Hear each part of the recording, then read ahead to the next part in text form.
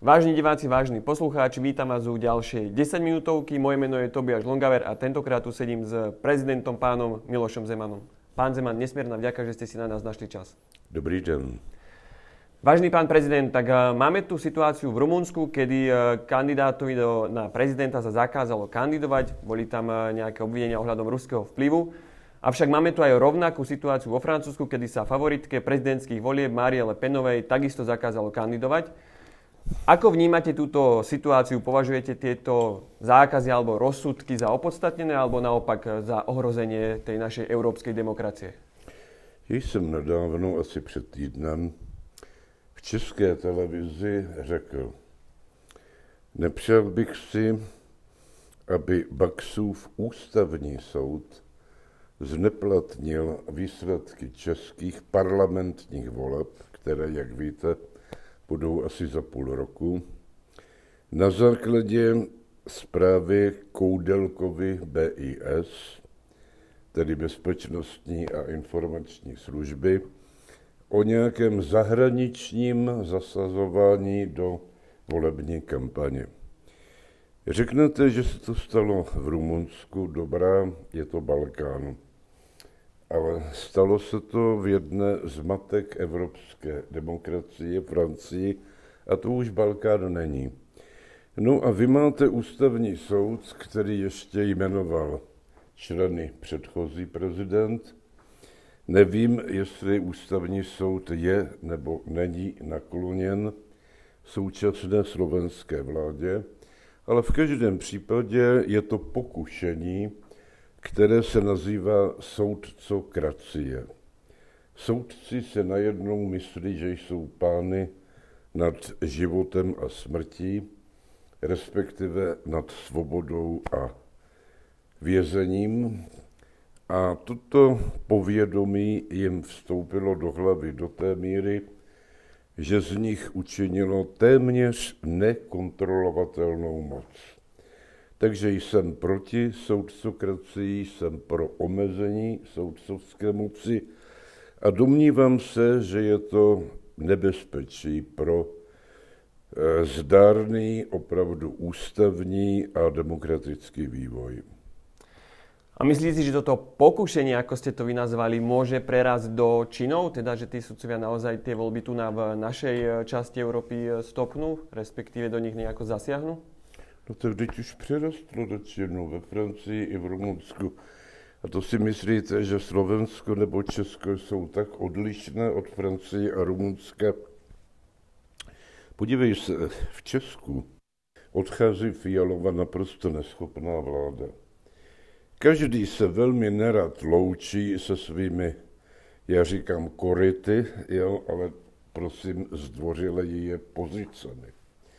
No a když vám někdo nabídne cestu, jak se u těch koryt a pozic udržet tím, že zneplatním výsledky parlamentních voleb, tak potom skočím. No a to je riziko, které hrozí v obou našich zemích.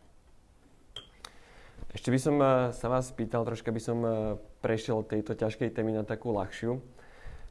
Ako porovnávate nás, mladých sociálnych demokratov na Slovensku, s našim českým náprotivkom, teda s českými mladými sociálnymi demokratmi?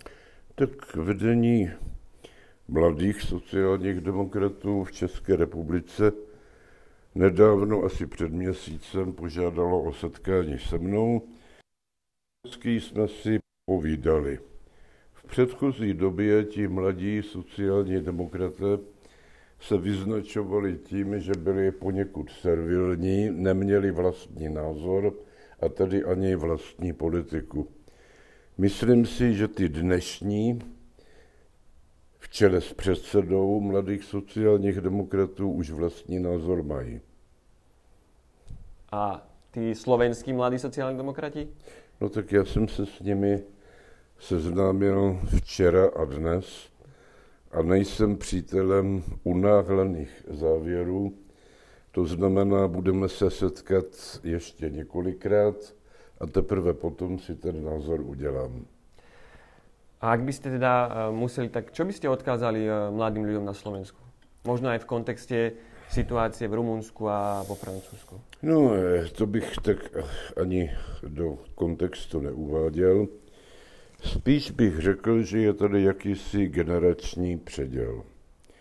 A teď si představte, že já teď budu mluvit o České republice, protože ty slovenské reálie opravdu tak dobře neznám. Takže představte si, že sociální demokracie, která za mě měla těch 30% a víc hlasů, má teď podle průzkumu 2,5%. 2,5%. Představte si, že mladí sociální demokraté by měli s obdivem vzhlížet k těm starým sociálním demokratům, kteří dovedli sociální demokrati z původních 30 k těm 2,5%. Rozumíte tragédii této situace? Pokud by byli mladí a pokud by byli sociální demokraté, tak oni by museli protestovat proti těm starým sociálním demokratům z důvodu jejich totální neúspěšnosti. Mám takový dojem, že u nového vedení českých mladých sociálních demokratů se to tak trochu děje. Vy máte jednodušší situaci, Smer je úspěšná politická strana, takže vy nemáte bezprostřední důvod k protestování, i když někdy kritika se vždycky hodí, že ano, ale ne k obecnému protestování. V Čechách ty důvody k obecnému protestu jsou. Vážený pán prezident, ja vám teda veľmi ďakujem, že ste našli čas. Vážení diváci, vážení poslucháči, ďakujem aj vám, že ste si nás pozreli. Nakoľko sa to volá 10 minútovka, tak teda už viacej času nám nezostáva. Teším sa na vás pri ďalších videách.